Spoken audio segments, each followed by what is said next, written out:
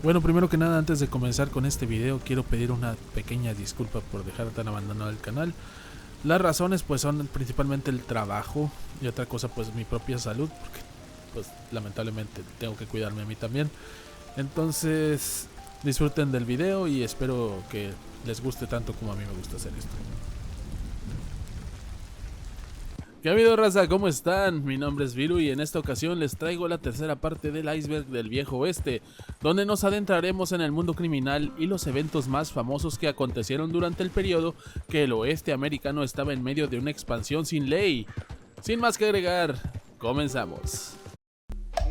Simón, perrón, fuga para el valle, llegando unas vieron y las morritas que no fallen, como dice mi compadre, pues tú caile, hasta que amanezca no te me rajes, que chingue a su madre, mamá te becerro, que andamos con madre, y saca el toque son, me la rifo.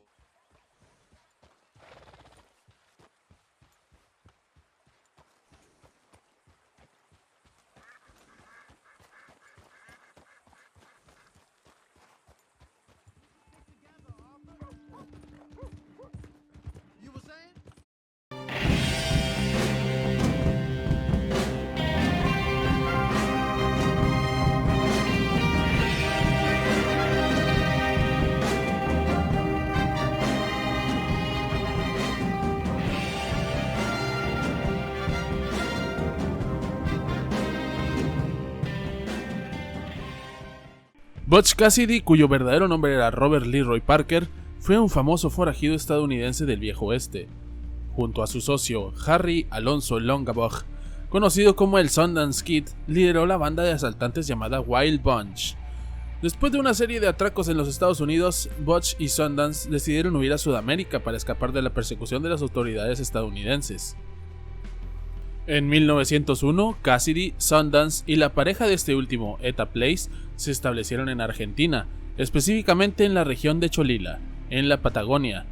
Allí vivieron durante varios años bajo nombres falsos y llevaron una vida relativamente tranquila como ganaderos. Sin embargo, en 1905 volvieron a la vida delictiva, probablemente debido a la presión de las autoridades locales y la necesidad de dinero. Robaron un banco en Río Gallegos y se cree que después de ese golpe huyeron a Chile y luego a Bolivia. La muerte de Butch Cassidy y Sundance Kid es un tema rodeado de misterio. Según la versión más extendida, ambos murieron en 1908 en un tiroteo con el ejército boliviano en la localidad de San Vicente. Supuestamente el ejército lo rodeó después de un robo en una remesa de la mina Aramayo. La versión oficial sostiene que durante el enfrentamiento Sundance fue herido de muerte y Cassidy, para evitar ser capturado, lo habría matado antes de suicidarse. Sin embargo, nunca se ha confirmado plenamente la identidad de los cuerpos. Existen otras teorías que sugieren que Butch Cassidy sobrevivió al tiroteo y regresó a Estados Unidos bajo una identidad falsa. Algunas personas han afirmado haberlo visto en Wyoming años después de su supuesta muerte, aunque estas historias carecen de pruebas concluyentes.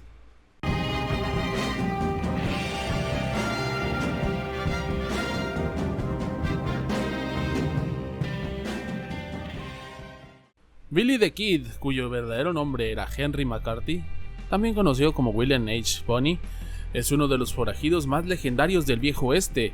Nació el 23 de noviembre de 1859 en Nueva York, aunque su vida de criminal se desarrolló principalmente en el suroeste de los Estados Unidos, en estados como Nuevo México y Arizona. Su figura ha sido objeto de mitos y leyendas debido a su carácter rebelde y su participación en la famosa Guerra del Condado de Lincoln. Billy the Kid quedó huérfano a temprana edad y tras la muerte de su madre comenzó a llevar una vida errante. Se mudó al suroeste, donde rápidamente cayó en un ciclo de pequeños robos y conflictos con la ley. Según algunas versiones, cometió su primer asesinato a los 17 años, cuando mató a un herrero durante una pelea en Arizona. Esta muerte lo empujó a huir a Nuevo México, donde se unió a un grupo de ganaderos y pistoleros. Durante la Guerra del Condado de Lincoln, Billy se unió a la facción conocida como los Reguladores. Luchó contra las fuerzas leales a los poderosos empresarios James Dolan y Lawrence Murphy. Durante esta guerra, Billy the Kid y sus aliados participaron en una serie de enfrentamientos violentos y asesinatos, lo que consolidó su reputación de pistolero. Aunque los reguladores lograron algunas victorias, finalmente fueron derrotados y la guerra terminó con la muerte de varios de sus miembros. Después de la guerra del condado de Lincoln, Billy the Kid continuó su vida como fugitivo. Se dice que mató a 21 hombres, uno por cada año de su vida, aunque esta cifra está probablemente exagerada. Lo que es cierto es que escapó de la justicia varias veces, ganando fama por su capacidad para evadir a las autoridades. Su carácter carismático y juvenil, combinado con su habilidad con las armas, hizo que su leyenda creciera. En 1880, Pat Garrett, quien había sido amigo de Billy y luego se convirtió en sheriff del condado de Lincoln, fue designado para capturarlo. Tras meses de persecución, Garrett logró arrestarlo y Billy fue condenado a muerte por el asesinato de un sheriff. Sin embargo, en una audaz fuga, Billy logró escapar de la cárcel matando a 2 guardias en el proceso. La leyenda de Billy the Kid terminó el 14 de julio de 1881, cuando Pat Garrett lo rastreó hasta Fort Sumner, Nuevo México. Garrett sorprendió a Billy en la oscuridad y le disparó, matándolo instantáneamente. Billy tenía solo 21 años al morir, lo que contribuyó a su imagen como un joven rebelde del viejo oeste. Billy the Kid se convirtió en una figura mitológica en la cultura popular. Su historia ha sido contada en numerosos libros, películas y canciones, donde ha sido retratado tanto como un héroe trágico como un despiadado criminal. Además, existen teorías que sugieren que Billy the Kid no murió a manos de Garrett y que vivió muchos años después bajo un nombre falso. A lo largo de los años, varias personas han afirmado ser Billy the Kid o haberlo conocido, aunque ninguna de estas afirmaciones ha sido probada.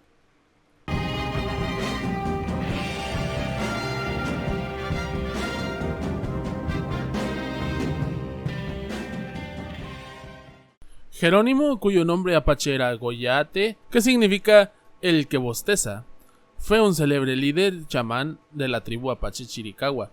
Nació en 1829 en lo que hoy es Nuevo México, entonces territorio mexicano, y vivió en una época de grandes cambios para su pueblo, debido a la expansión tanto del Imperio Mexicano como el de los Estados Unidos. También se convirtió en uno de los guerreros más conocidos en la resistencia de los pueblos nativos americanos contra la colonización.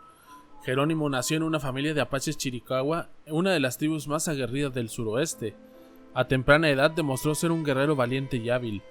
Su vida cambió dramáticamente en 1858 cuando un grupo de soldados mexicanos atacó su campamento en Sonora matando a su madre, esposa e hijos. Este evento marcó profundamente a Jerónimo y lo llenó de un profundo odio hacia los mexicanos, lo que lo llevó a buscar venganza. Inició una serie de incursiones contra asentamientos y tropas mexicanas ganándole una temible reputación. A medida que la expansión de los Estados Unidos se desplazaba hacia el oeste, los apaches también comenzaron a resistir a los colonos y al ejército estadounidense. Los apaches Chiricahua luchaban no solo por proteger sus tierras ancestrales, sino también su forma de vida que estaba amenazada por las políticas de confinamiento en las reservas. Jerónimo se convirtió en líder de los apaches, guiando a su gente en ataques rápidos y violentos contra ranchos, asentamientos y tropas. Su conocimiento del terreno montañoso y desértico del suroeste le permitía realizar incursiones eficaces y luego desaparecer, lo que frustraba a las autoridades estadounidenses. A lo largo de su vida, Jerónimo fue capturado varias veces, pero logró escapar en múltiples ocasiones, lo que aumentó su leyenda como líder indomable. Durante la década de 1880, su grupo fue reducido a una pequeña banda de guerreros, mujeres y niños que seguían resistiendo pero con menos recursos. Finalmente, en 1886, después de una larga persecución por parte del ejército de Estados Unidos, que involucró a más de 5,000 soldados, Jerónimo se rindió al general Nelson A. Miles, en Arizona. Esta fue la última gran resistencia nativa en los Estados Unidos y su rendición marcó el fin de las guerras indias en el país. Jerónimo y su banda fueron enviados a vivir como prisioneros de guerra en Florida, luego en Alabama y finalmente en la reserva apache de Fort Sill, Oklahoma. Aunque vivió sus últimos años en cautiverio, Jerónimo se convirtió en una figura pública. A menudo fue exhibido en ferias y eventos como la Exposición Mundial de 1904 en San Luis, donde la gente pagaba por conocer al legendario guerrero. A pesar de esto, Jerónimo nunca recuperó la libertad completa y murió como prisionero de guerra en 1909 a los 79 años en Fort Sill. Jerónimo es recordado como uno de los últimos grandes líderes nativos americanos en oponer una fuerte resistencia a la colonización estadounidense.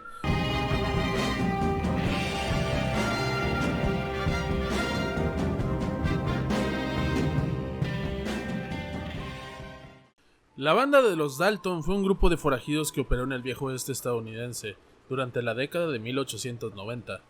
El grupo estaba compuesto principalmente por los 3 hermanos, Gratton Grat Dalton, Bob Dalton y Emmett Dalton, aunque a veces también participaban otros familiares y compañeros. Lo que hace particularmente interesante su historia es que varios de los hermanos Dalton habían sido agentes de la ley antes de convertirse en forajidos, lo que añade un matiz irónico a su carrera criminal. Los Dalton provenían de una familia grande que vivía en Kansas y el territorio indio, hoy Oklahoma. Su primo Frank Dalton fue un destacado marshal de los Estados Unidos y varios de los hermanos, incluidos Grant, Bob y Emmett, también trabajaron como agentes de la ley, siguiendo su ejemplo. Sin embargo, cuando algunos de ellos comenzaron a verse involucrados en actividades ilegales como el contrabando de alcohol y el robo de ganado, se pasaron al lado opuesto de la ley. Bob Dalton fue considerado el cerebro detrás de la banda y se decía que su objetivo era eclipsar la fama de Jesse James y su pandilla, quienes eran conocidos como los ladrones de trenes más célebres de la época. A medida que sus crímenes se volvían más notorios, los Dalton comenzaron a organizar robos más audaces. La banda de los Dalton comenzó a cometer robos en trenes y bancos en 1890, principalmente en el territorio indio de Oklahoma y Kansas. Su primer atraco fue en un tren en mayo de 1891, cuando asaltaron el tren de Pacific Express cerca de Wharton, Oklahoma. Aunque no lograron obtener mucho dinero de ese robo, el golpe les permitió ganar experiencia y confianza. Continuaron con una serie de robos de trenes, lo que llevó a que se ofrecieran recompensas por sus cabezas. Su modus operandi consistía en detener a los trenes en áreas remotas, desarmar a los guardias de seguridad y luego abrir cajas fuertes de los vagones de carga. Estos robos llevaron a la fama a los Dalton, pero también aumentaron la presión de las autoridades para capturarlos. El 5 de octubre de 1892, la banda de los Dalton planeó su golpe más ambicioso: robar 2 bancos al mismo tiempo en la ciudad de Coffeyville, Kansas. La idea era que robar ambos bancos simultáneamente les permitiría obtener una gran suma de dinero y escapar rápidamente antes de que alguien pudiera reaccionar. Sin embargo, el plan fracasó estrepitosamente y los habitantes de Coffeyville reconocieron a los hermanos Dalton cuando entraron a la ciudad, a pesar de que llevaban disfraces. Mientras los forajidos estaban dentro de los bancos, los ciudadanos y las autoridades locales se armaron y rodearon los edificios. Cuando la banda intentó escapar, estalló un feroz tiroteo en las calles de Coffeyville. El enfrentamiento fue desastroso para la banda de los Dalton. Grant Dalton, Bob Dalton y otros miembros de la banda, como Dick Broadwell, fueron abatidos en el tiroteo. Emmett Dalton, aunque recibió múltiples disparos, sobrevivió milagrosamente al enfrentamiento, pero fue capturado y condenado a la cadena perpetua. Eventualmente fue liberado tras cumplir 14 años de prisión. Tras su liberación, Emmett Dalton llevó una vida muy diferente. Se trasladó a California, donde se reformó y se convirtió en una figura pública que abogaba por la redención. Escribió libros y dio conferencias sobre su vida como forajido y sobre la importancia de mantenerse alejado del crimen. Incluso participó en la producción de películas de Hollywood que narraban la historia de la banda de los Dalton.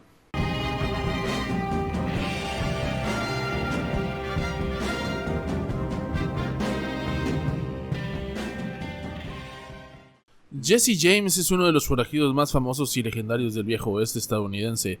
Nació el 5 de septiembre de 1847 en Kearney, Missouri, y se convirtió en una figura icónica tanto por sus crímenes como por el aura romántica que lo rodeó después de su muerte. Jesse y su hermano mayor Frank James lideraron a la famosa banda James Younger, un grupo de forajidos que perpetró asaltos a bancos, trenes y diligencias en el medio oeste de los Estados Unidos.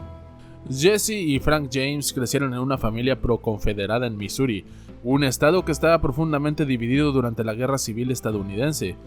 Durante este conflicto, ambos hermanos se unieron a los guerrilleros confederados, un grupo de combatientes irregulares que realizaban ataques violentos en las zonas fronterizas. Jesse tenía solo 16 años cuando se unió a las fuerzas de Bloody Bill Anderson, una de las facciones más brutales de la guerrilla pro-confederada. Las experiencias de Jesse en la guerra fueron extremadamente violentas. Participó en ataques como la masacre de Centralia de 1864, donde los guerrilleros de Anderson emboscaron a soldados de la Unión y civiles, matándolos sin piedad. Esta experiencia moldeó su vida posterior como forajido, y su resentimiento hacia el gobierno federal quedó marcado profundamente. Después de la guerra civil, Jesse y Frank no pudieron reintegrarse fácilmente a la vida civil, en parte debido a la persecución de las autoridades unionistas contra exguerrilleros confederados. En este contexto de inestabilidad, los hermanos James se unieron con antiguos compañeros de guerra como los hermanos Younger, Cole, Jim y Bob Younger, para formar una banda de forajidos. El primer robo importante atribuido a Jesse y su banda ocurrió en Liberty, Missouri, en 1866, cuando asaltaron un banco, el Clay County Savings Association, y mataron a un civil en el proceso. Este fue el inicio de una larga serie de atracos a bancos y trenes que los convirtieron en figuras temidas y admiradas en todo el país. La banda James Younger se ganó la fama por la precisión y brutalidad de sus robos, y rápidamente se convirtieron en objetivos prioritarios para las autoridades. A pesar de ser un criminal, Jesse James fue visto por muchos como una especie de Robin Hood del oeste. Aunque no hay evidencia de que realmente compartiera sus riquezas con los pobres, sin embargo, su imagen fue moldeada por los periódicos de la época, que a veces lo presentaban como un defensor de los derechos de los exconfederados o como una víctima de las injusticias del gobierno. La banda James Younger continuó asaltando bancos, trenes y diligencias durante varios años, y sus crímenes se extendieron a varios estados del Medio Oeste. En 1873 realizaron su primer robo a un tren en Adair, Iowa, lo que los consolidó como maestros del crimen. Su método de operación consistía en detener los trenes, desarmar a los guardias y luego robar tanto el dinero del tren como el de los pasajeros.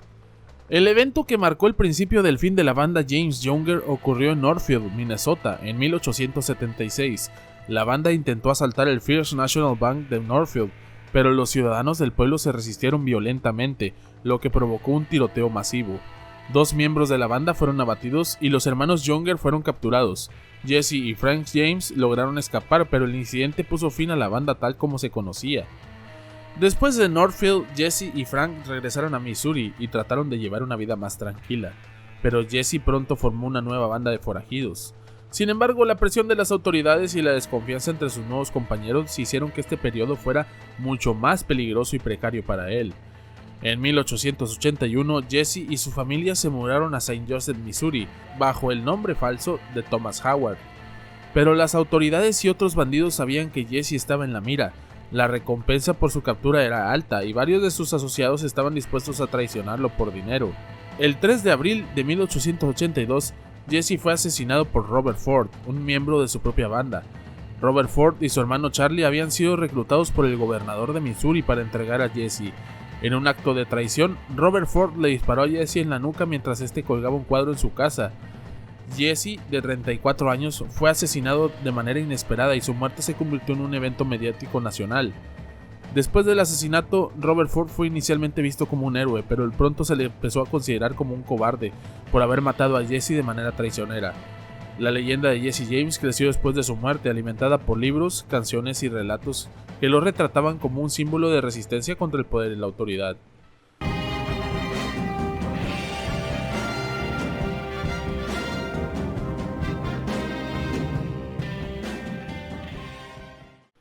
Joaquín Murrieta, también conocido como el Robin Hood del Dorado o el Robin Hood de California, es una de las figuras más legendarias del Viejo Oeste y uno de los personajes más controvertidos en la historia del suroeste de los Estados Unidos. Su vida y las historias que lo rodean se han entrelazado con mitos y realidades, lo que ha hecho difícil separar la verdad de la leyenda. Joaquín Murrieta nació alrededor de 1829 en Sonora, México, en una época en que California aún era parte de este país.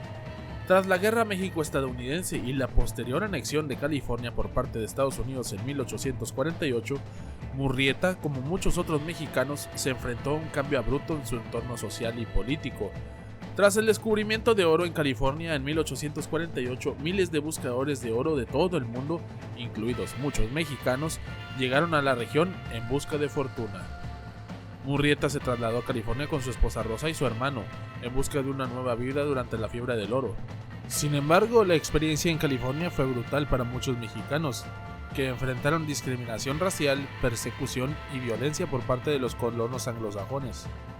La leyenda dice que Joaquín Murrieta fue víctima de injusticias que lo transformaron de un trabajador honrado en un bandido. Según los relatos, su vida cambió cuando los colonos estadounidenses le arrebataron su reclamo de oro. Su hermano fue injustamente colgado y Murrieta fue brutalmente azotado. Además, su esposa fue atacada y asesinada por un grupo de mineros estadounidenses. Tras estos terribles eventos, Murrieta juró venganza contra los responsables y, por extensión, contra aquellos que oprimían a su pueblo. Este es el punto donde su historia empieza a convertirse en leyenda. Se dice que Murrieta formó una banda de forajidos conocida como los 5 Joaquines, porque estaba compuesta por varios hombres llamados Joaquín, y comenzó una campaña de asaltos y venganzas contra los colonos anglosajones, en particular mineros y terratenientes ricos. La banda asaltaba diligencias, robaba ganado y cometía otros crímenes en una vasta área de California, desde los campos de oro de la Sierra Nevada hasta el Valle Central. A lo largo de los años, Joaquín Murrieta fue visto por algunos como un héroe popular que luchaba contra la injusticia y defendía los derechos de los mexicanos frente a la opresión de los estadounidenses anglosajones, especialmente después de que el gobierno de Estados Unidos impusiera leyes discriminatorias contra los mexicanos en California. Muchas de las historias populares lo presentaban como una especie de Robin Hood, robando a los ricos para ayudar a los pobres, y como un hombre que buscaba justicia para aquellos que habían sido despojados de sus tierras y derechos. No obstante, también fue visto por otros como un bandido peligroso y despiadado que cometía crímenes violentos y miramientos. Los informes oficiales y periódicos de la época lo describían como un ladrón y asesino, lo que lo convirtió en uno de los hombres más buscados de California. Debido a la creciente fama de Joaquín Murrieta y su banda, las autoridades estadounidenses lo convirtieron en su objetivo principal. En 1853, el gobernador de California, John Bigler, autorizó la creación de los Rangers de California, una fuerza especial liderada por el capitán Harry Love, con la misión de capturar o matar a Murrieta. Se ofreció una recompensa de $5,000 por su cabeza, una suma considerable en ese momento. En julio de 1853, los Rangers afirmaron haber emboscado a Joaquín Murrieta y su banda cerca del río Panoche, en el condado de Fresno.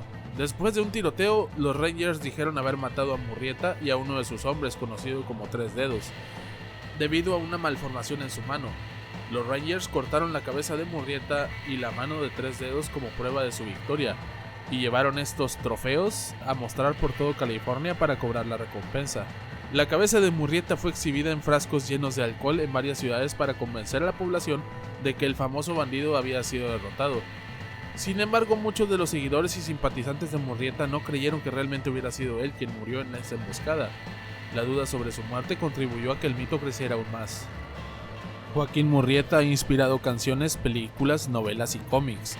Algunos incluso sugieren que su figura sirvió como inspiración para el personaje de El Zorro, otro defensor enmascarado que luchaba por los pobres y desposeídos de California.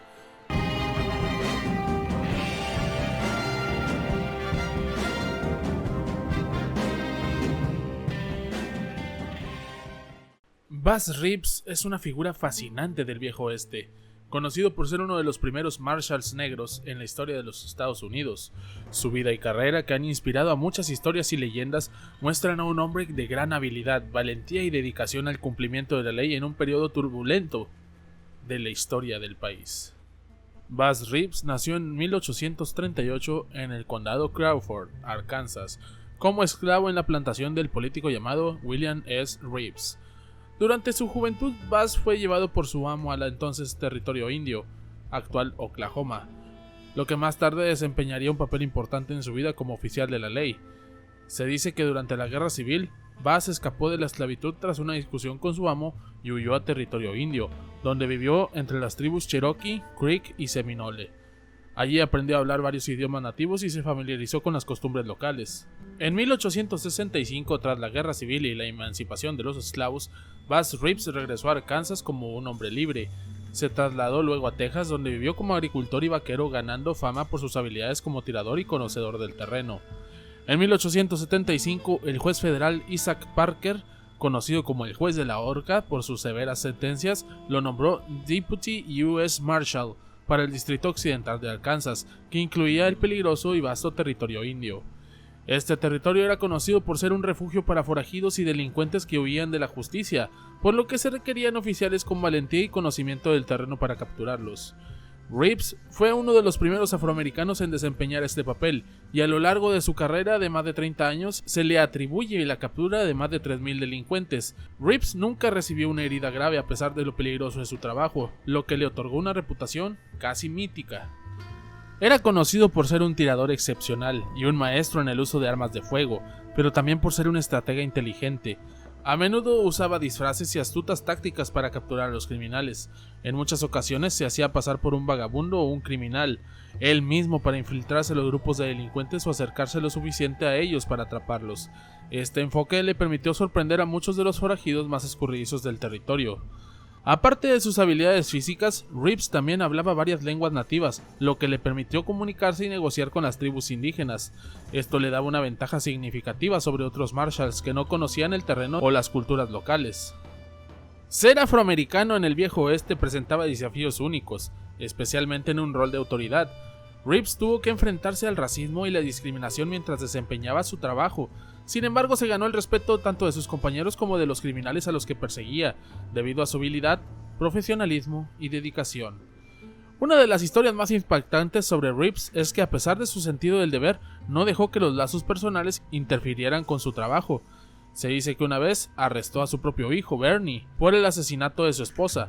Aunque fue un momento extremadamente difícil, Reeves cumplió con su deber como marshal y llevó a su hijo ante la justicia. Benny fue sentenciado a 20 años de prisión, aunque más tarde fue liberado por buen comportamiento. En 1907, cuando Oklahoma se convirtió en estado, el puesto de Reeves como Deputy U.S. Marshal fue eliminado. A la edad de 68 años, Buzz Reeves se retiró, pero no dejó de toda su vida en la ley. Posteriormente se unió al departamento de policía de Muskogee, Oklahoma, donde trabajó como oficial hasta su muerte. Buzz Reeves falleció en 1910, dejando un legado impresionante. Aunque su nombre no fue tan conocido en los primeros relatos populares del viejo oeste, su historia ha ganado reconocimiento en años recientes como uno de los oficiales de la ley más destacados de la historia estadounidense.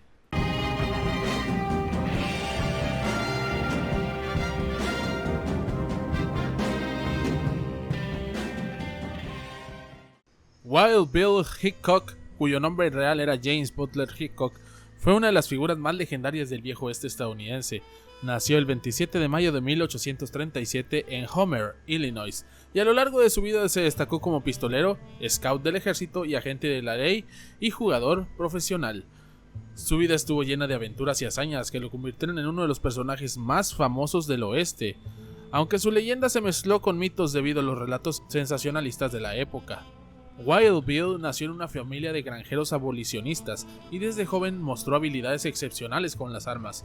Cuando era joven, dejó su hogar y se trasladó al territorio de Kansas, donde empezó a trabajar como conductor de carretas y explorador.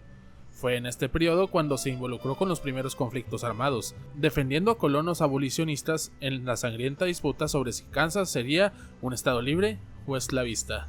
Hickok comenzó a ganar fama durante la Guerra Civil Estadounidense de 1861 a 1865, donde sirvió como espía y scout para la Unión. Fue durante este tiempo que adquirió el apodo de Wild Bill. Su habilidad con las armas, en particular con los revólveres, lo distinguió de otros hombres de la frontera. Después de la guerra, Hickok trabajó como marshal y sheriff en varias ciudades del oeste, donde se ganó una reputación por ser un oficial de la ley intrépido y a menudo brutal con los forajidos. Fue conocido por su enfoque directo y su tendencia a resolver conflictos con sus armas. Uno de los enfrentamientos que consolidó su fama ocurrió en Springfield, Missouri, en 1865, cuando en un duelo mató a un hombre llamado Davy Stott. El duelo se realizó al estilo clásico, en plena calle y con los dos hombres disparándose desde una distancia considerable, lo que popularizó la imagen del enfrentamiento armado en el viejo oeste. Este incidente fue ampliamente publicado y contribuyó a la leyenda de Hickok. Entre 1869 y 1871, Hickok sirvió como marshal en High City y de Abilene, ambas ciudades en Kansas que eran reconocidas por ser extremadamente peligrosos debido a la cantidad de vaqueros y pistoleros que las frecuentaban. En estos roles, Hickok se enfrentó a varios criminales y mantuvo el orden de manera eficiente, aunque su dureza y temperamento explosivo le ganaron tantos enemigos como admiradores. En High City, Hickok fue herido en una pelea con soldados ebrios, lo que debilitó su salud durante algún tiempo. En Abilene tuvo que lidiar con el infame pistolero Phil Coe. En octubre de 1871, en un enfrentamiento, Hickok disparó a Coe, matándolo. Durante el altercado, Hickok accidentalmente disparó y mató a su ayudante, lo que lo afectó emocionalmente. Tras este evento, Hickok abandonó su trabajo como marshal y se trasladó a una vida más tranquila, aunque nunca dejó del todo sus armas. A mediados de la década de 1870, Hickok se trasladó a la ciudad de Deadwood, en el territorio de Dakota, donde se dedicó a una vida de jugador profesional. Era común que los vaqueros y pistoleros de la época apostaran en juegos de cartas, y Hickok no fue la excepción. Se cuenta que, a pesar de su estilo de vida de apuestas, siempre era cuidadoso, sentado con la espalda contra la pared para evitar ser sorprendido por enemigos o rivales. A pesar de sus precauciones, el 2 de agosto de 1876, mientras jugaba al póker en el Saloon número 10 en Deadwood, Hickok fue asesinado a traición por Jack McCall, un hombre que resentía una ofensa pasada. En el momento de su muerte, Hickok sostenía lo que más tarde se conoció como la mano del muerto en póker, una pareja de ases y ochos, todos de color negro. El juicio inicial de McCall fue una farsa y fue absuelto, pero posteriormente fue arrestado nuevamente, juzgado de manera más justa y condenado a muerte. Fue ejecutado en 1877.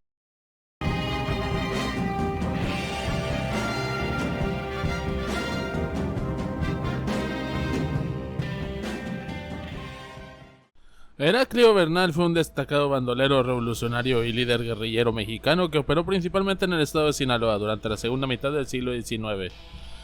Nacido en San Ignacio, Sinaloa, en 1855, Bernal pasó a la historia como un símbolo de resistencia popular contra el gobierno de Porfirio Díaz. Su vida y acciones le otorgaron el apodo de El Rayo de Sinaloa, debido a la velocidad y astucia con las que llevaba a cabo sus asaltos y maniobras.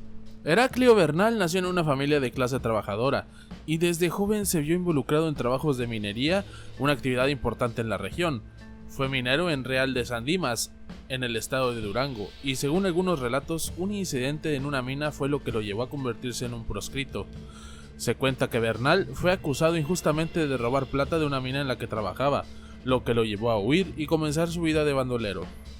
Esta persecución injusta generó en él un profundo resentimiento hacia las autoridades y lo empujó a rebelarse contra el sistema de poder que consideraba corrupto y opresivo. Este evento marcaría el inicio de su carrera como líder guerrillero. Bernal pronto organizó una banda de proscritos que se dedicaba al asalto de haciendas y convoyes del gobierno, así como al robo de trenes y a la expropiación de bienes de ricos terratenientes y comerciantes. Sus acciones inicialmente lo convirtieron en un simple bandolero a los ojos de las autoridades, pero con el tiempo fue adquiriendo un componente político más pronunciado. A diferencia de otros bandidos de la época, Bernal comenzó a justificar sus robos como actos de justicia social. Parte del botín que obtenía de sus asaltos lo distribuía entre los campesinos y las comunidades más necesitadas de la región, lo que le ganó una simpatía de la población local. Así su figura se transformó en la de un bandido social, similar a otros personajes del folclore mexicano como Joaquín Murrieta o Chucho el Roto. El gobierno de Porfirio Díaz consideraba a Bernal una amenaza, ya que sus actividades socavaban la autoridad estatal y desafiaban el orden porfirista en la región del noroeste de México. Las fuerzas gubernamentales realizaron múltiples intentos para capturarlo, pero Bernal era experto en esconderse en las sierras y utilizar su conocimiento del terreno para evadir a sus perseguidores. A partir de la década de 1880, Heraclio Bernal se unió a movimientos más organizados de oposición al régimen de Díaz. Fue un defensor del plan de Tuxtepec, que originalmente llevó a Díaz al poder, pero pronto se desilusionó con su gobierno autoritario y centralista. Bernal se rebeló abiertamente contra el gobierno en varias ocasiones. En 1885 lanzó una serie de ataques más organizados que lo llevó a aliarse con otras figuras opositoras a Díaz y a establecer contactos con grupos revolucionarios en otros estados. Su lucha era vista no solo como una cuestión de supervivencia o enriquecimiento personal, sino como una resistencia contra las injusticias del régimen porfirista. La creciente popularidad de Bernal entre las clases bajas y su capacidad para eludir a las autoridades frustraron a las fuerzas porfiristas. En su intento por detenerlo, el gobierno ofreció una recompensa por su captura, muerto o vivo, que llegó a ascender a 10,000 pesos, una suma considerable en la época. Y a pesar de los múltiples intentos por atraparlo, Bernal siguió operando con éxito durante varios años, ganando una reputación casi legendaria en la región. Su habilidad para desaparecer en las montañas de la Sierra Madre Occidental y su apoyo entre la población local le permitieron continuar con su lucha. Finalmente, en 1888, Heraclio Bernal fue traicionado por uno de sus hombres, José Cándido Quirós, quien lo entregó a las autoridades a cambio de la recompensa. Bernal fue asesinado el 5 de enero de ese año, cerca de La Rastra, en el estado de Durango.